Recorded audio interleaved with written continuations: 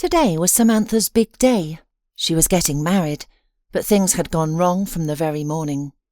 The best hairdresser in town got stuck in traffic, and the zipper on her wedding dress became stuck and nearly broke. "You're just too nervous," her best friend Claire tried to calm the bride. "Calm down, breathe deeply, everything will be fine." The bride's younger sister, Melinda, looked into the room. "Samantha, you're such a beauty today," she exclaimed. "Melinda, your sister has always been beautiful. Lucky Angelo, his future wife, cooks deliciously, does needlework, and manages everything around the house perfectly. It's no wonder Angelo's friends admire her," said the maid of honour. Angelo, the future husband, was a deputy director at a consulting company. Samantha worked there as a legal consultant. She was beautiful, with perfect hair. At work, she always wore her long, light blonde hair in a neat bun. Though Samantha might have seemed arrogant at first glance, she was actually friendly and responsible. Angelo had to work hard to win her attention. She was cautious with men, taking time to trust them. Experiences had taught her this wisdom. Samantha's first love came at 17. Ben was 5 years older and seemed like a prince to her, courting her skillfully and kissing her passionately. Samantha believed she'd never meet anyone better. When she brought Ben home, her mother was sceptical. "He's not right for you, daughter. He doesn't inspire my confidence," her mother warned. "Take your time." But Samantha wouldn't listen. Blindly in love, she believed marriage would change him. "So what if he's a loader? So what if he drinks sometimes? He'll quit when we're married," she thought. One day, Samantha went to his apartment. When she rang the doorbell, a drunken Ben opened. Then a woman emerged from the apartment, announcing she was his wife. "Why did you come here, you young fool?" the woman snapped. Samantha was stunned. She barely remembered getting home. Her world had shattered. Seeing her daughter's state, her mother knew something terrible had happened. She held Samantha close as she burst into tears. "He deceived me. He has a wife. You warned me," Samantha sobbed. "I should have listened to you. I was so naive and foolish." Yet another heartbreak awaited her at 19. While studying at university, Eric, a young teacher, began courting her. They enjoyed walks, movies and exhibitions together. Samantha was fascinated by him, hardly believing such an attractive man would notice her. After 4 months, she introduced him to her mother, who cautioned her again. "Samantha, don't rush. Watch him carefully." Then one day, Eric took Samantha to a cafe. "I'm the happiest man in the world, because the most beautiful girl in the world is sitting near me now," he said. "Samantha, I'm so happy we're together. I love you very much." As he leaned in to kiss her, a pregnant woman approached their table and, with tears, started begging Eric to come home. "Who are you?" Samantha asked in shock. "I'm Eric's fiancé. He's about to become a father. Please leave him alone," the woman pleaded. "I wish you much happiness," Samantha mumbled, rising from the table. She hurried outside and collapsed on a bench, trembling. 5 years passed after that. Samantha was no longer naive and trusting. She had grown into a confident woman who valued herself and protected her heart. When she met Angelo, she was immediately drawn to him. He was athletic, with slightly curly dark blonde hair and grey-blue eyes. He also noticed Samantha right away and began courting her. However, he saw no reciprocity from the girl, which embarrassed him. Usually he didn't spend much time courting women. He'd buy a fancy bouquet, invite his chosen one to a restaurant, and that was it. Women could never resist him. But with Samantha, everything was different. When Angelo gave her flowers, expecting her to be pleased, Samantha explained she couldn't accept them due to her rose allergy. Angelo gave the bouquet to his secretary, who was delighted, but his heart remained captivated by the elusive Samantha. Angelo was experienced and understood well that women sometimes feigned indifference while secretly yearning for romance. Determined not to give up, he bought tickets to a movie premiere, left them on Samantha's desk with a note. "I'll wait for you at the cinema." But disappointment awaited. Samantha never appeared. That evening her mother was celebrating an anniversary. Their apartment was full of guests, Mum's best friends and their husbands, and work colleagues. Samantha greeted everyone, helped with coats and directed them to the dining room. Just as they were about to begin celebrating, the doorbell rang. "Mum, are we expecting anyone else?" asked Samantha. "No, everyone's already here." When Samantha opened the door, she found Angelo staring at her with cold eyes. "Good evening. I was waiting for you at the cinema." "Samantha, who is it? Invite your guest to join us," her mother called out. "It's my mother's birthday party. Please, come in." The celebration turned out wonderfully. Angelo turned out to be the life and soul of the party, entertaining guests and even dancing with Melinda. Samantha's younger sister took quite a liking to him. "If you don't want him, pass him my way," she teased her older sister. "Let's not rush things, sis," Samantha replied. From that day on, she began to see Angelo differently. They started going out together, to cafes, restaurants, exhibitions, and walks in the park. "How beautiful you are," Angelo would say admiringly, words that always warmed Samantha's heart. A year and a half later, Angelo proposed. At 26, Samantha felt ready to start a family, and she accepted. Their wedding was spectacular, with about 40 guests, colleagues, relatives and friends. Samantha chose her friend Claire as maid of honour. "Well, Samantha, you're a married woman now. How does it feel?" "I'm still getting used to it," Samantha answered. "You know," Claire mused, "I heard somewhere that love only lasts 3 years. After that, it's just habit." "Why 3 years?" Samantha wondered. "That's love's expiration date." Claire laughed. "Don't say that," Samantha protested. "Angelo has been courting me for 1.5 years, and our love is real." "I'm sorry, Samantha. I didn't mean anything by it. Of course you'll be happy. Your husband adores you." And so began Samantha's married life. 5 months later, an overjoyed Samantha announced to her husband that they were expecting a child. Angelo embraced and kissed her, grateful for this precious gift. His joy doubled when he learned it would be a boy. The only shadow over their happiness was her difficult pregnancy. Severe morning sickness prevented Samantha from cooking. Her mother and mother-in-law often came by to help prepare meals. Samantha's feet swelled so badly she could barely wear shoes a size larger than normal. Finally, Samantha delivered a healthy baby. When she and little Roger arrived home, a perfect nursery awaited them. Angelo had arranged everything: a crib with a lace canopy by the window, the room filled with toys. However, the baby proved quite restless. Samantha spent most nights rocking and feeding him. During the day, she tended to housework, mopping floors, dusting, cooking dinner. One day, passing a mirror, she caught sight of her reflection. "What do I look like?" Samantha thought, realizing that her husband sees beautiful and well-groomed girls at work, while she has turned into some kind of zombie. Tears came to her eyes, but she immediately remembered that Angelo would soon come from work and began to set the table. Samantha gained a little weight after childbirth, but it made her even more feminine. When her son Roger was 1.5 years old, Samantha became pregnant again. The young woman didn't even want to tell Angelo about it, thinking she should just terminate it, but her sister Melinda insisted that her spouse had the right to know everything. In the evening, when little Roger fell asleep, she told her husband everything. "Angelo, I'm expecting a child, but it's not the right time. I mean, Roger is still too young, and if the pregnancy becomes difficult, who will look after him? Let's wait at least 2 years before thinking about a second child."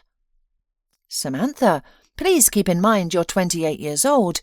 Every year it will become more difficult to give birth and care for a child. I'll hire a nanny. I'm totally against abortion." The second pregnancy was much calmer, without the severe morning sickness she had experienced before. Samantha gave birth to a daughter right on her due date, and when the woman saw the newborn, she realised how right Angelo had been. The baby was adorable, impossible not to love. Life became harder with two little ones. When one needed to sleep, the other wanted to play. Though Angelo had promised a nanny, he quickly forgot about it once he saw how well Samantha managed on her own. Fortunately, little Molly was calmer than her brother. Despite being terribly tired, Samantha kept the apartment perfectly clean. She cooked delicious dinners and washed and ironed Angelo's clothes, but had no time for herself. One day, having no strength left at all, Samantha told herself, "I will rest for just 10 minutes." And she fell into a deep sleep immediately. She woke to her husband shaking her shoulder. Samantha opened her eyes to find Angelo holding a crying Molly. Looking at the clock, she realised the baby should have been fed long ago. "Did you go to bed without feeding Molly?" Angelo asked. Resentment welled up inside Samantha. "Yes, I passed by the bed, fell on it, and couldn't get up again." It was their first fight. "Anyway, stop yelling at me. You might scare Roger and Molly. Don't you realise that I'm a human being, not a robot? I'm exhausted. I need your support and understanding, but you just criticise me. When was the last time you took the kids out? You could at least take them on your day off, so I could sleep for a couple of hours. Your clothes are always clean and ironed, the apartment's spotless, dinner's always ready. I do all this myself, and my strength is running out." Samantha burst into tears. "You should take better care of yourself," Angelo replied only and handed Molly to his wife. After this conversation, Angelo began walking the children out on weekends, but Samantha, as many women before and after her, didn't use this time to sleep. Instead, she tidied the apartment, cooked dinner, and occasionally just lay on the bed. She had never realised just how pleasant it could be to lie in silence and solitude. However, she at least started going to a fitness club on Sundays. Time went on. The children grew up healthy, and everything seemed fine. But Samantha had a bad feeling. When her mother visited, Samantha shared her concerns. "Don't think about bad things. Negative thoughts attract bad events. Look how wonderful your kids are." "Mum, I understand, but for some reason my stomach feels uneasy. By the way, how's Melinda doing? Is she getting married yet?" "I keep asking her that too. She's living separately now. She met a man who rented an apartment for her. Melinda says she's fallen head over heels in love with him. She might get married soon." "That would be wonderful," Samantha said. She promised to bring him to meet us as soon as they started talking about marriage.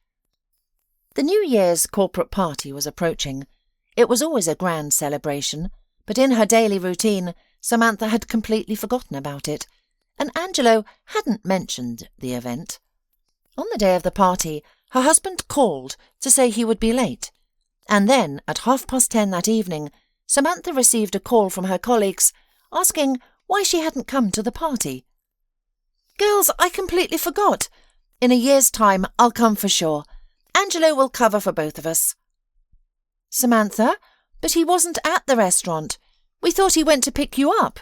Well, take care and may your children grow up healthy and obedient. Bye." Samantha's heart sank. Her intuition had not deceived her. She called her husband, but his phone was unavailable. After putting the children to bed, the woman waited in the kitchen.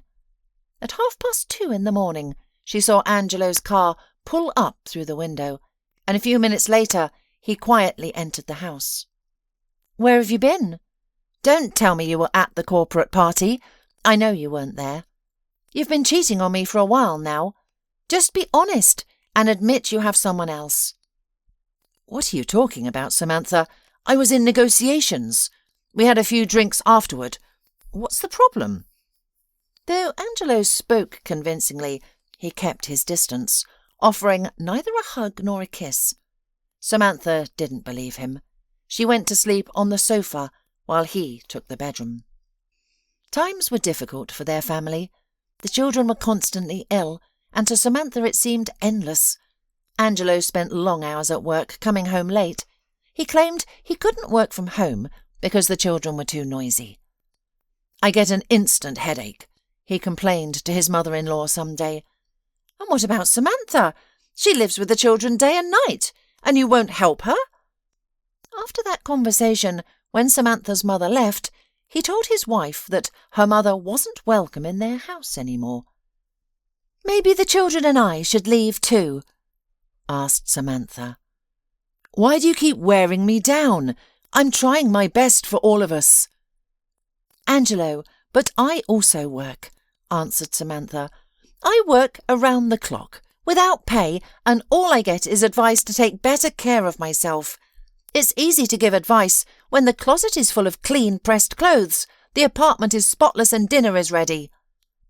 The next morning, Samantha called a taxi and left with the children to her mother's house. How wonderful, he thought. No shouting or running around.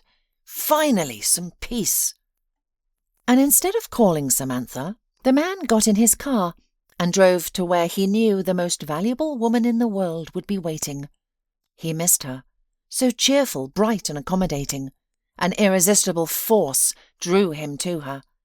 She greeted him joyfully. "Honey, how long can you stay with me?" "We have the whole night," he replied, and the woman threw her arms around his neck with delight. Angelo felt like a real man. His mistress's mere presence brought such joy, and that's why he was drawn to her.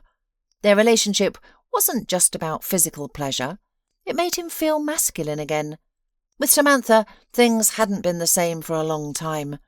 But here he found affection, understanding, and care. Here he felt calm and comfortable, unlike at home. This woman tried to please him in everything. They shared a passionate night, falling asleep late at night. Meanwhile, Samantha's mother advised, "You shouldn't leave your husband for so long." "Mum, it's been 3 days, and he hasn't called once. He doesn't care about me or the children. If he loved us, he'd act differently." "Samantha, go home. I'll watch the kids so you and Angelo can spend the weekend together." "All right. Maybe it's a good idea. I'll do as you say." 3 days at her mother's home had transformed Samantha. With just a touch of mascara and lip gloss, she looked radiant again. But Angelo wasn't home. Samantha waited all day, but he never appeared. She cleaned the house and prepared dinner, yet he didn't come home that night. Sunday morning, she called him without a response. She left a note before returning to her mother's. "Angelo, I came by but missed you. Call me. We need to discuss our future. Samantha." Meanwhile, Angelo was with his mistress. He admired her passion and how she never troubled him with problems. A woman should support and adore her man, he thought, embracing her. That evening he returned home. Evidence of Samantha's visit was clear. The apartment was tidy and filled with the aroma of roasted turkey. Finding her note, he called. "Hi, I just got back from a business trip. Are you still at your mum's? I've missed you. I'll come get you now, okay?" "Okay," Samantha agreed. "See, you worried for nothing," her mother said. Angelo noticed Samantha's transformation. "Yes, Angelo, all I needed was some proper rest." They went to bed together that night, but there was no intimacy between them. They talked about Roger and Molly and work until the man fell asleep. He must be tired from the road, Samantha thought sadly and disappointedly. The next day, the woman wanted to discuss her worries, so she called Melinda. "Sis, hi. It's been so long since we've seen each other. Come over, I need to talk to you." "Hi, Samantha. I can't come until Sunday. Work's keeping me busy." "Perfect. Angelo will take the kids out, and we can have a quiet talk." Melinda was nothing like Samantha. She was straightforward and spoke her mind freely. She was almost always cheerful, with a bright smile on her face. Though 3 years younger than Samantha, she loved giving her older sister advice about men, how to attract them, what to say. Samantha found this amusing. Nevertheless, she adored her younger sister, They had been very close in childhood. On Sunday, both women were overjoyed to meet. Samantha noticed Melinda looked more beautiful than ever. "That's what love does to a person," she thought, and said aloud, "Mum told me you met a man." "Yes," Melinda replied, lowering her eyes shyly. "Why so bashful? It's wonderful to love and be loved. Tell me about him." "He's handsome, caring, and generous. He even rented an apartment for me. I'm thrilled with him. I'm so happy for you. When will you marry him?" "We haven't been dating long, haven't even thought about marriage yet, so I don't want to rush things. It's complicated. What did you want to talk about?" Samantha sighed. "I think Angelo is cheating on me. He's stopped paying attention to me lately. He used to be so passionate in bed, but now he shows no interest. I think he's spending his energy on his mistress. I stayed at Mum's with the kids for 3 days, and Angelo wasn't home during that time. He claimed he was on a business trip. I checked. There was no trip. I'm scared of losing him. We have small children, but I can't stay silent. I'm enabling his cheating. Melinda, what should I do?" "First, don't panic. Shield your children from your worries. If he does have a mistress, you need to decide stay or leave. Secondly, be careful. If you reveal that you know everything, you'll force the issue of divorce. Stay level-headed. I've read that unfaithful husbands rarely leave for their mistresses, and if they do, they usually return to their wives. If Angelo hasn't left you yet, he probably won't leave for her. Don't rush into divorce. Take care of yourself. Spend some time away from home, and don't neglect yourself." The sisters talked more before Melinda left. "Thank you, dear. I feel better after talking to you." Samantha hugged Melinda as a farewell. That evening, she told her husband she wanted to return to work and they needed to hire a nanny. Angelo objected, but Samantha remained firm. "I won't start working until we find a good nanny. Don't worry." Angelo had to agree. The very next day, Samantha interviewed a woman with kindergarten experience. Mrs. Angus was a pleasant, petite woman, about 50 years, with short blonde hair. The children watched her curiously. The boy approached and said, "My name is Roger. Pleased to meet you." Molly came over too. The nanny-to-be picked her up, and throughout her visit, the girl wouldn't leave her arms. "Mrs. Angus, the children have gotten along with you. Come tomorrow at 8:30. Your workday will end at 6.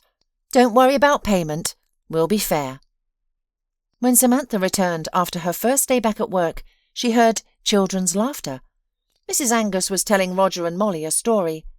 The children saw their mother, ran to kiss her, then hurried back to their nanny.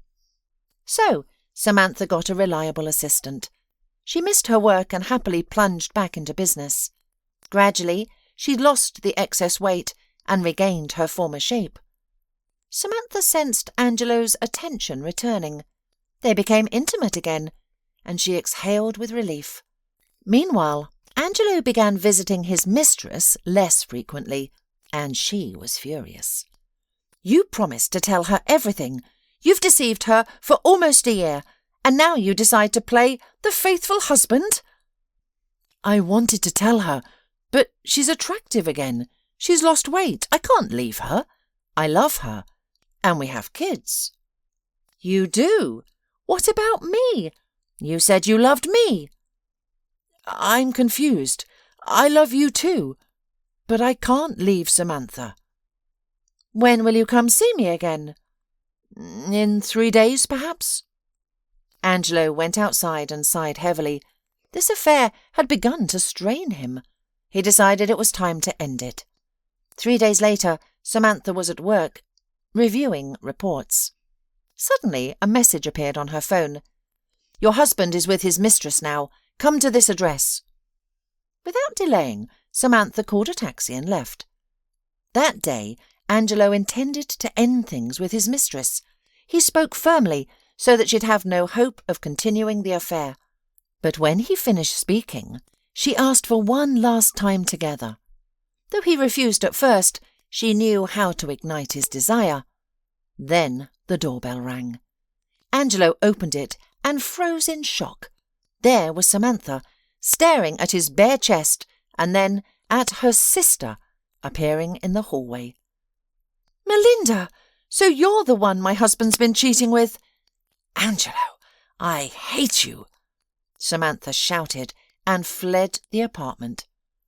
"Samantha, wait, I can explain." Angelo called after her, but she wouldn't listen. "How did she find out about us? Who gave her your address?" "How should I know?" Melinda replied, avoiding his gaze. "Clearly you told her. Did you think I'd leave her for you? You fool, you've ruined everything." Though Angelo knew Samantha wouldn't let him in, he went home anyway. His bags were already outside the door. He rang the bell repeatedly, but no one answered. "To hell with you," he shouted angrily. "Samantha, please open up for your husband. You should talk before making any fatal mistakes," the nanny pitched in. "Mrs. Angus, mind the children. I don't need your advice." "Excuse me," said the nanny, taking the children to their room.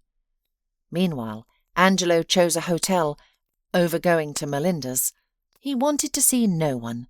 After 2.5 months in the hotel, he still ignored Melinda's constant calls. He saw Samantha daily at work and knew that she filed for divorce. The court granted them reconciliation time, though Samantha deemed it unnecessary. Their minds were made up. So, once it expired, they divorced. One evening, lying in bed, Angelo reflected. "I wanted solitude, and now I have it. Why am I unhappy then? Everything seems to be fine, but my conscience apparently won't let me rest. I cheated on Samantha, failed as a father, and abandoned my children." However, these remorseful feelings were fleeting. As for Samantha, she tried to adjust to her new role. But first she decided to apologise to Mrs. Angus. "Mrs. Angus, I want to apologise for my rudeness that day. I should have controlled my temper. Please forgive me. And thank you for staying with me and the kids during these dark days, and for your huge support."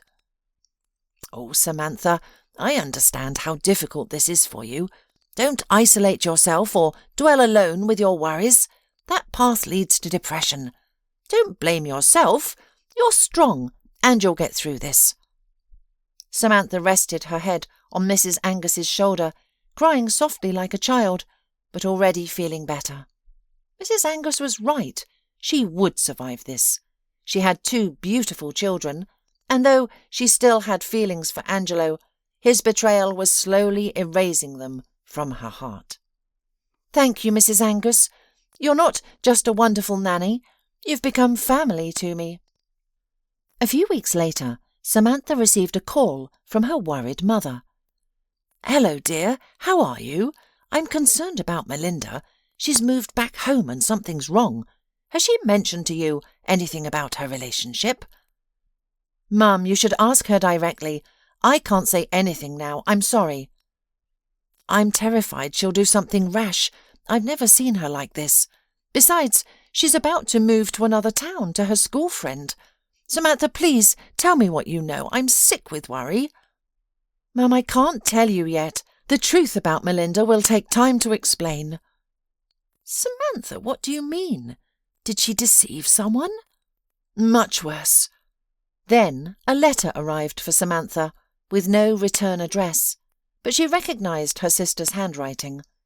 Though tempted to throw it away, she still read it.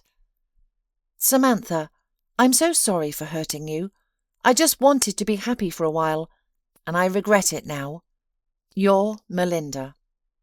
3 years passed. Samantha worked and the children grew. Angelo visited them occasionally. Over those 3 years, he had other women who adored him and would have gladly married him, but he had no desire to marry any of them. He involuntarily compared each one to Samantha, and they all fell short.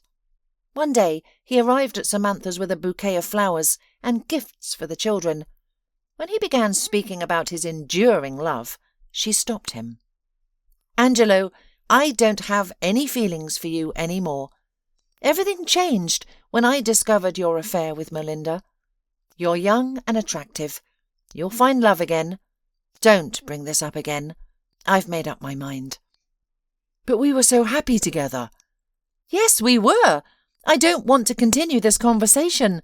I'm tired, and it's time for the kids to go to bed." Angelo left, devastated, finally accepting that he had lost Samantha forever. As for Samantha, she decided she didn't need men in her life. She had Roger and Molly, her mother and her beloved job. That was enough. "I need a real man. I won't settle for less. It's simple for me. He should be faithful, reliable, caring, and respect and love my children. But I doubt I'll ever meet such a man again. Nevertheless, everything is fine as it is." "Samantha, to find love you must first love yourself. Men are drawn to women who make them feel at ease. By the way, how will you celebrate New Year's?" "At home with my children and Mum. You're welcome to join us." "Samantha, let's invite Santa Claus. The children would love it. My neighbour always plays Santa for his relatives' children. He could visit Roger and Molly too. We'll learn holiday poems and songs, decorate the tree, hang garlands." "All right, Mrs. Angus. Arrange it with your acquaintance. I'll pay whatever is needed." "No, Samantha, he doesn't accept payment. He's quite well off. He simply enjoys making children happy. Besides, he's not married. He has 2 nephews he entertains this way." Samantha bought a beautiful Christmas tree. Mrs. Angus helped Roger and Molly decorate it with ornaments and lights, transforming the house into a festive wonderland. Their Santa Claus would arrive at 8:30, after visiting his brother's children. The children were delighted. Bill excelled at playing Santa Claus, with his commanding voice bringing the character to life. Samantha felt transported back to childhood, as if she had stepped into a fairy tale. Roger and Molly recited New Year poems and sang songs for Santa Claus. "Well, New Year approaches and I must rest," Santa Claus announced before bidding everyone farewell. On January the 3rd, Samantha's phone rang with a familiar booming voice. Bill, inviting her and the children for a walk. When they met, she saw him properly for the first time. A tall, handsome man with swarthy skin and eyes so brown they appeared almost black. Though 7 years her junior, Bill carried himself with confidence. After their walk, Samantha invited him home. They shared a meal, watched a New Year's movie with the children, and before leaving, Bill said, "Perhaps we could take the children to the sledding hill sometime." "I'll call you," Samantha replied softly. They spent the winter holidays together. The children adored Bill. He was just like a big kid himself, sledding with them, building snowmen, and joining in snowball fights. Melinda gazed pensively out the train window as it carried her away from home. The journey wasn't long, giving her time to reflect. She had fallen in love with Angelo at first sight. After her mother's birthday celebration, she had hoped Angelo would choose her, but he pursued Samantha instead. Their first intimate encounter happened a year ago after he called, wanting to meet at her home. Though at work she made an excuse and rushed to prepare everything meticulously, setting the table, lighting candles, donning a form-fitting dress. She smiled, remembering how Angelo had barely noticed her careful preparations, leading her straight to bed.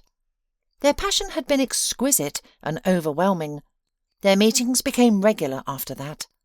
Her friend Tara met her with a bouquet of flowers. She was still as cheerful, round-faced, with freckles on her cheeks and nose, and big blue eyes. "Hello, Melinda," Tara said with a smile, holding out the bouquet. "I came by car to pick you up, and I've already found you an apartment. You'll spend the night at my place, and tomorrow I'll help you move in." And so Melinda's new life began. The studio apartment was on the 2nd floor, simple but cosy. Melinda was a manicurist. Tara helped her get a job in a small beauty salon, and soon because of her hard working and excellent skills, she began to earn good money. But when Melinda came home, she often cried from loneliness. Though men often tried to court her, Melinda always compared them to Angelo, and they fell short. When Melinda thought about her past and future, she fell into despair. Could it be nothing good ahead of her?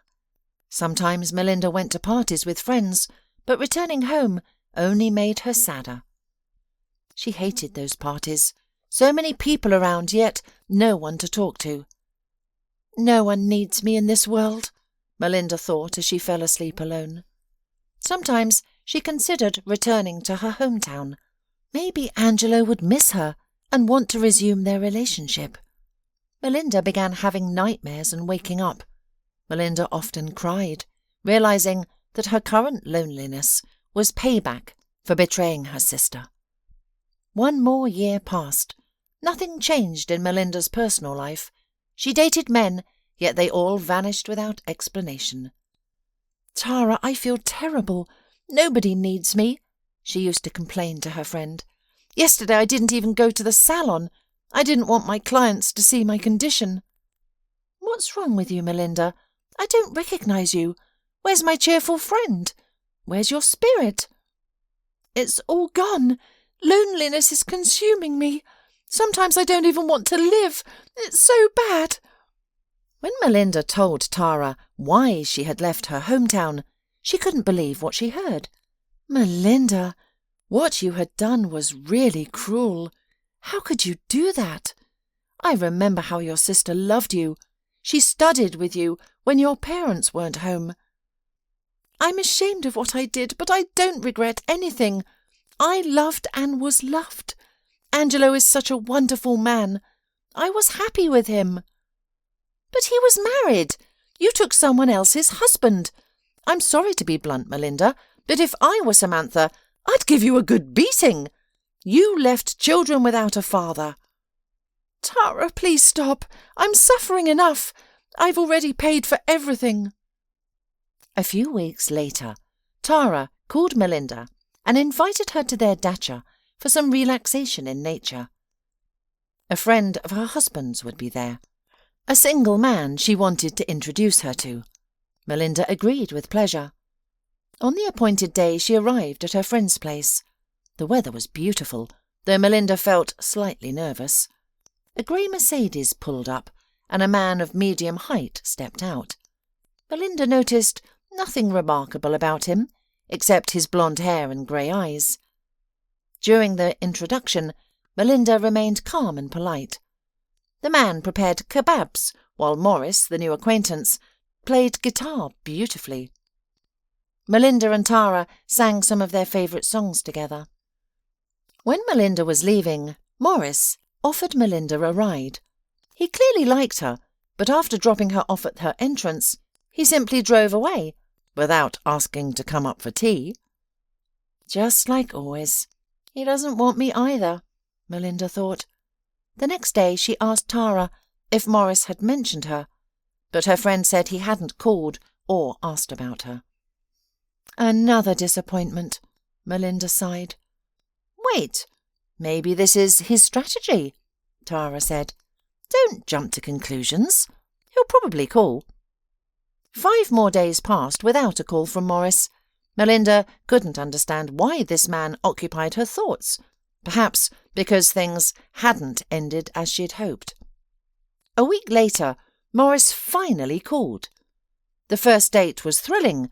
Melinda wore a blue cocktail dress, styled her hair up to show her neck, and applied eyeshadow, mascara and lipstick. This should do, she thought.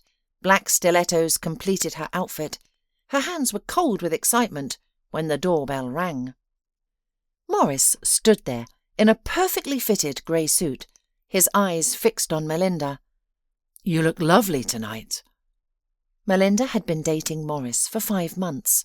Their relationship wasn't particularly passionate, more respectful and steady. One day Melinda received a letter from her mother, who preferred writing letters the old-fashioned way, instead of talking on the phone. Samantha is getting married to Bill, a good man, Though 7 years younger than her, she is pregnant. Roger and Molly adore him. Mrs. Angus still works for them, helping the children with their lessons. Angelo married some girl he had made pregnant. He wants to leave her, but her wealthy, well-connected relatives forced him to the registry office. Melinda, I've missed you terribly. Come home for a few days. Tell me how you're doing and about your love life. Kisses and hugs, my darling. After reading the letter, Melinda thought bitterly about how Samantha had always been lucky. 2 children and such a good man again. Why did some people get everything while others had to fight for their happiness? Nevertheless, she decided to visit home to congratulate Samantha and make peace with her. Deep down, she also wanted to show her sister that she settled well too, so she invited Morris along. When her mother opened the door and saw her youngest daughter, she exclaimed, "Melinda, why didn't you tell me you were coming? I'm so glad to see you." "Mum, I'm happy to meet you too, and meet Morris, my close friend." At this moment, Samantha came out from the kitchen. After a moment of hesitation, Melinda said, "Hello, little sister. Congratulations on your wedding day." "Why have you come?" Samantha asked without welcoming. "I came to see our mum, and to see you, and apologise for my past mistakes. Let's forget the offences." "I can't forget anything," Samantha replied. "I forgave you, but I cannot forget the past." "What happened between you two?" the mother demanded. "Explain, finally." "Nothing special. Melinda just slept with my husband and ruined my family, and now she's asking me to forgive her. Well, Mum, I'm going home. I'll call you later. Bye." The mother was shocked. Melinda stood with heart, head down in silence. The next day, before leaving town, Melinda called her sister one more time, apologised again, and wished her well. "All the best to you too," Samantha replied coldly and hung up. During the drive back, Morris barely spoke to Melinda. Each was lost in their thoughts. Melinda wondering what Morris would do after Samantha's revelation, while the man realised Melinda wasn't as straightforward as he had believed. He saw her differently now, and was glad he hadn't proposed. When they reached her house, he gave her a curt goodbye and drove away. Inside her apartment, Melinda collapsed onto her bed, sobbing. She knew Morris would never call again. Her fresh start in this city had failed. After weighing all pros and cons, the woman decided to return home forever. 4 years had passed. Nothing had changed in Melinda's life, except she had put on a little weight, but it suited her. One day after work, she decided to take a walk in the park. The weather was pleasant, the sun shining, a light breeze blowing. Melinda sat down on a bench and closed her eyes in pleasure. "Good evening," came the quiet voice of an elderly woman. "Hello," Melinda said in surprise, opening her eyes to see a short, thin old woman wearing a handkerchief with ancient patterns. "Do we know each other?" Melinda asked. "No, we don't know each other, but I sense that your soul is envious. You are very proud, and pride is a grave sin. Go to the church for confession, and everything will work out for you." Melinda blinked in surprise, and when she opened her eyes, the strange elderly woman had vanished. Where had she gone so quickly? For someone so elderly, she had disappeared with remarkable speed.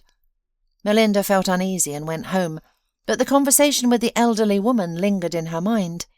Eventually, she began to think that she really should visit the church, and one Sunday she did it. Melinda found herself deeply moved in the church, and soon she began visiting it every Sunday. After proper preparation, she confessed her sins to the priest. Afterward, her heart felt lighter. Another year passed. Melinda longed to see that elderly woman again, and then one day it unexpectedly happened. She hurried to her, but before she could speak, the woman said, "Don't say anything. I know everything. It's good that you confessed. Now your life will change for the better. Keep your soul from sin." The elderly woman rose from the bench and walked away. Later, Melinda met her future husband in the church, a man of about 45, who stood weeping bitterly. She learned that his wife and son had died in a car accident. Melinda and Paul began supporting each other. 10 months later, they married. With Samantha, she never managed to fully reconcile, though they would see each other occasionally at family holidays.